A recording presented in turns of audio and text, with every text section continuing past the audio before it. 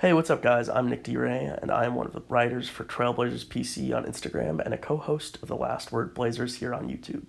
In today's podcast, I'm going to talk about how the moves we made this offseason will help the Blazers and make realistic predictions for the Blazers this year.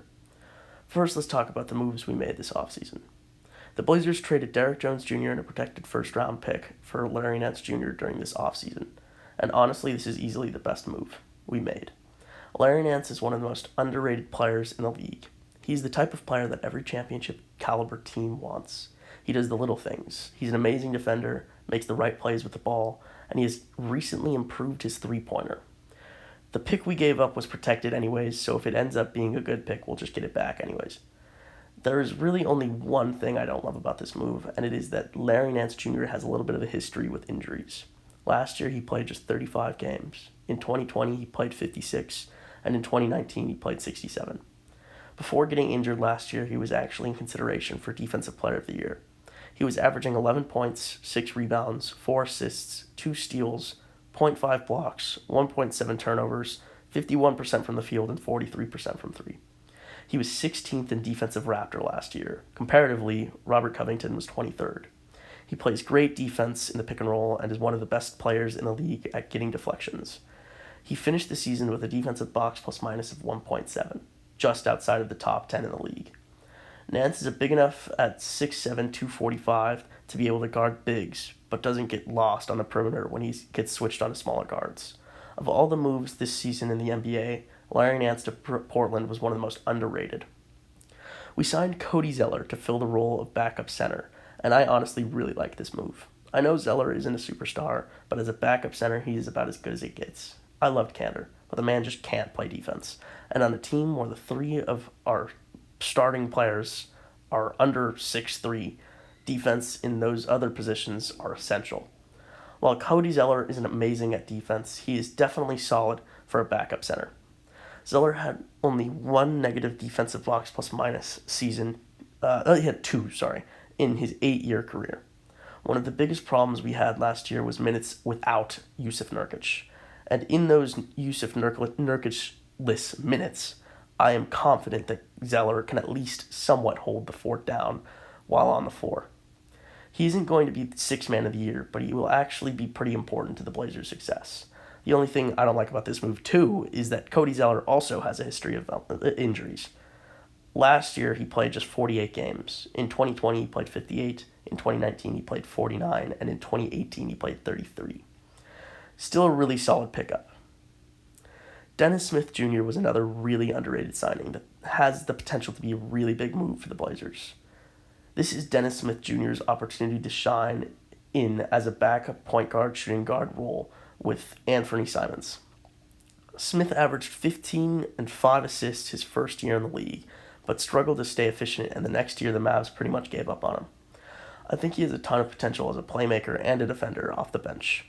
I think if Smith focused on more of a pass-first playstyle, he would be one of the best backup point guards in the league. He really surprised me with his passing during the preseason. Smith averaged 11 points, 5 assists, 1.5 steals, and 2 turnovers for the Blazers during the preseason, and showed flashes of potential in all areas of his game. Although it's unlikely he plays big minutes off the bench at the start of the season, I could see him slowly proving himself more and more over the course of the season, and I wouldn't be surprised if he shared minutes as backup point guard with Anthony. Ben McLemore was a really interesting pickup. I was actually pretty surprised that we signed him, but still, it's not a bad pickup.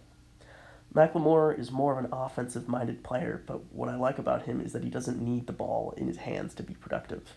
He can get open off the ball and is great at positioning himself during the fast break.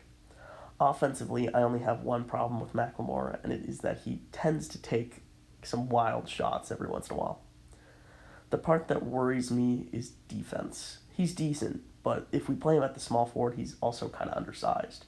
As much as I don't like Norman Powell playing small forward, at least he partially makes up for it in size. He's 215 pounds, while McLemore is just 195.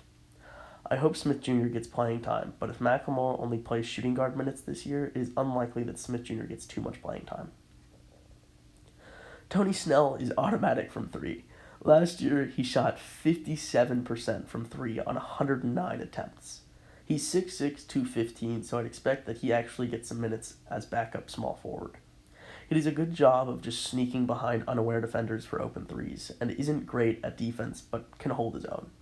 Snell is also the only player to average 50-50-100 in a season.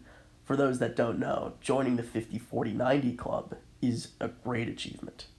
Very few players have managed to average those numbers for an entire season, as in 50% from the field, 40% from three, and 90% from the line.